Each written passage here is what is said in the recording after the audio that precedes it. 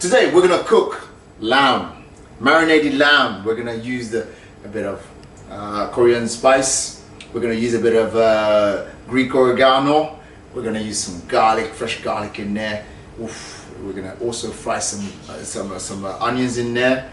We're gonna marinate it, and we're gonna put some pita bread and do some tzatziki. It's gonna be fantastic. I mean, it's Easter, so we've gotta celebrate and we've gotta be enjoyable. It's gotta be enjoyable. You gotta enjoy cooking. It has to be Moorish. It has to be mama's food. It has to be family orientated, because this is time that you share your joy through the food.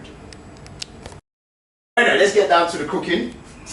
These are the ingredients I'm gonna make. Basically, it's the Orthodox Easter, so it's inspired me, and as well because I'm in love with the Mediterranean. I have a Greek restaurant called Gaia, so all this combination with great suppliers, I said let me do something that relates to that. So rack of lamb, which I've cleaned.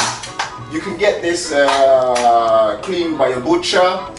They can do everything. I've cleaned it. I'm gonna cut it up, marinate this. Normally marination, leave it for about 6 hours. 6 hours, but marination is not about tenderizing the meat. It's about adding extra layers of flavor. That's what you want. You don't want to take away the flavor of the lamb. The lamb is sweet. You just want to complement it with something else. So because the lamb is in general is a bit fatty, so you want to add something that breaks up that fat, that keeps the interest of the flavors going. That's why the marinade that I'm going to do has a little bit of kick, have a little bit of aroma. So we're going to use some Korean paste that gives a bit of spice. So I said 90 grams of Korean paste. You can go up or down, whichever spice level you like. Oregano, 4 grams of oregano. That Greekness goes in there. This is like it's like a sherry vinegar, but it's a nectar. It's made of berries basically. It's no alcohol, so it's great. It gives the acidity, but it gives the fruitiness as well. We've got fresh garlic. We've got, of course, the tea olive oil. I love this oil. It's spicy, it's creamy, it's got all nutrients inside. And what we're gonna do, we're gonna add. I love fried onions. Who doesn't love fried onions, especially with meat? So what we're gonna do, we're gonna fry the onion, gently caramelize. You bring out the sweetness, because I always say when you caramelize onion, it's like taking sugar and creating caramel. Who doesn't like caramel? I love caramel. So instead of using raw sugar, you caramelize it. You get that flavor that intensifies. So we're gonna fry this up. Of course, the pita bread. We're gonna basically, when we finish marinating, we're gonna cook the meat. Either cook it in a just pot or pan fried. You lay onto the pita bread. It soaks all that juice, so you don't lose any of the flavor. We're gonna start with the onion. We're gonna fry the onion. I've got my oil heated up a little bit. I show you how I normally cut onions. I normally cut it, leave the tip there. When I finish peeling it, I cut off the end bit and then just slice it. There's a bit of nice skill involved, so you can practice. I'm gonna fry the onion gently. Okay, be careful with this. Gently. Okay. Gentle. Voila. Now, you don't want to burn the onions. You just want to caramelize them. So half and half, you want 400 grams. So while that's happening, gently, yeah, I'm gonna cut up my meat, getting ready for the marinade, and I'm gonna put all the mix into a blender, ready. So the lamb I have cleaned, I've taken as much fat as I can, because at the end of the day, there's enough fat inside the lamb to give the moisture, so you don't want to do that. So you want to cut it into cutlets. Always remember, whenever you do lamb, always take out the tendons here, because it's not edible. You can't chew it. So I always take it off, and then in between there's little bones. In between there's little bones in there. Understanding your product, what you use, allows you to create different recipes. So understanding the meat you use allows you to also add different marinades that you can do. So this is a great thing to look into it. Ask your butcher what kind of meat, where does it come from. My onions is gently lovely. You can do multiple things at the same time. So anyway, so find that bone, get in there. Oh, this is beautiful. Slice it. For me, when everyone comes to my restaurant, I want to give them happiness. And I always say to my chefs, we do not do food, we do happiness. And that's what food does. It makes everybody happy. It's vital that we enjoy cooking. Wow. So I'm going to get my blender. I'm going to put all my ingredients into the blender, waiting for the onion. So I'll repeat the recipe. 4 grams of oregano. You want 20 grams of fresh garlic. Fresh garlics. I wanted something a bit caramelized and cooked, and I have something raw, so it had that balance, the rawness and the transformed a little bit. That gives that the deepness of the flavor as well.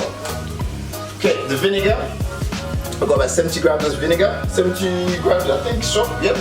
If I'm mistaken, because I weighed that before, I'll give the recipe to everybody. 90 grams of Korean paste. So 70 grams of honey. Keep watching your onion.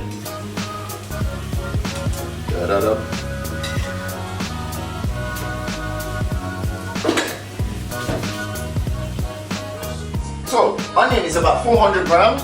You can add a bit more if you wish, but I say 400 grams is a very good ratio, and it works.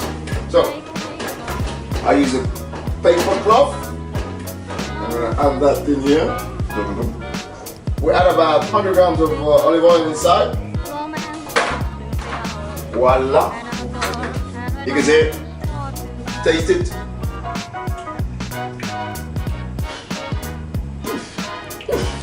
Voila. Fantastic. Simple. It's so simple. All the elements put together. Ooh, the sweetness as well, the honey that gives it that complexity. The acidity of the vinegar. The sweetness of the onion. Ooh, the spice of the chili paste. For me, it's a winner. It's a winner. I love food that gives me different avenues of flavors as I eat it. So all I do, take it, brush. Voila.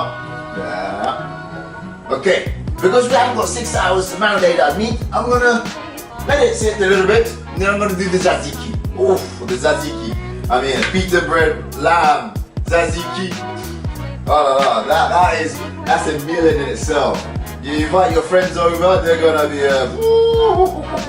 there's another party going on. But I love this. Here you go. Did you notice I did not put any salt in the marinade? This is where for me, you like a bit more salt, you like less salt. But the marinade doesn't need it, because as soon as you put salt in your marinade, it draws the moisture away from the meat. So imagine if you marinate in the meat will become dry inside, and you don't want that. You don't want it to, because salt draws moisture away, it kind of cures the meat, and you don't want that. That's why I didn't put no salt in the marinade. I'm gonna make the tzatziki very quickly. It's easy, but it's so delicious. It's so delicious.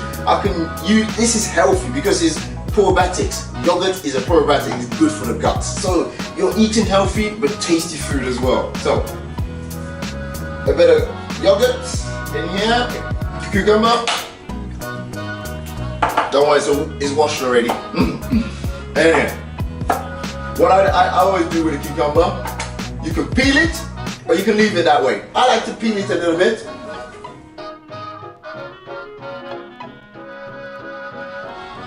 Nice little dice. I mean, knife skill is recommended, so keep practicing. Nice dice. You can put as much as you want, as little as you want.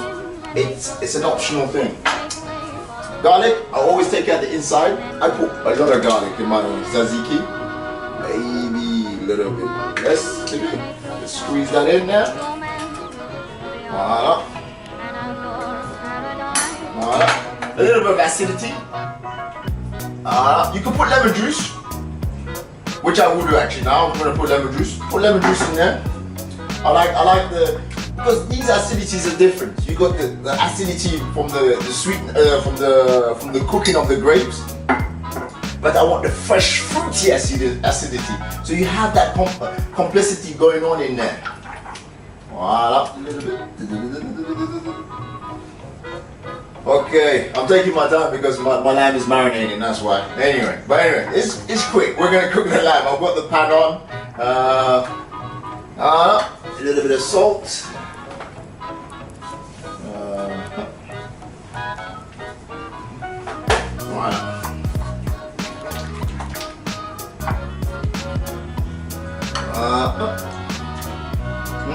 Oh la la. Fantastic. Voila. See, just turn it on there. See, that's why it's not hot. It's not hot. I just want to seal the flavor into the meat. Oh, the smell of this. Ooh, guys, honestly, yo, come over for lunch. Come over. Oh, the pepper. Put the pita bread on there. I get most of my ingredients from Zoe's Fine Foods for the Greek. It's amazing. I get my lamb from an Australian producer, Simply Gourmet. It's fantastic. Honestly, give them a call. You tell them how you want it prepped. It's bombastic. I love it. And then a little bit of oregano on top. I'm gonna toss it. Okay, if this drops on the floor, okay, I'll there you go. I've got a little bit of experience. Plate up. I've got my nice little Alsatian plantain, which I bought in Alsace. Alsace is my second home or third home. I don't know how many homes I've got, but I've got a few. Okay. Oh, amazing! That's fantastic.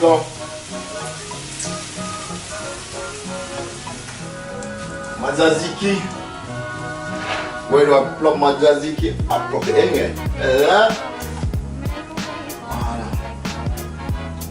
Voila. I gotta give it some oregano. I love oregano. I just love this herb. It's one of my favorite herbs. Woo! Oh, and a little bit of kale, a bit of love, a bit more love. Guys, honestly, it's easy to achieve at home. Look at that. The smell of that. Oh, do you know what you could do? You can even make a souvlaki from there. Just cut the bones, tighten the pita bread, put some onions in there, and you got your own souvlaki at home. Yeah, guys. Listen, you see me do it. You can do it. It's simple. I haven't done any magic. The pita bread, I can make we do make the pita bread, but if you can't make the pita bread, get it from Zoe's. They make the best pita bread in town. I will give you the honest truth. There's nowhere else that makes it as good, apart from me, of course, and Gaia. But anyway, enough of plugging myself.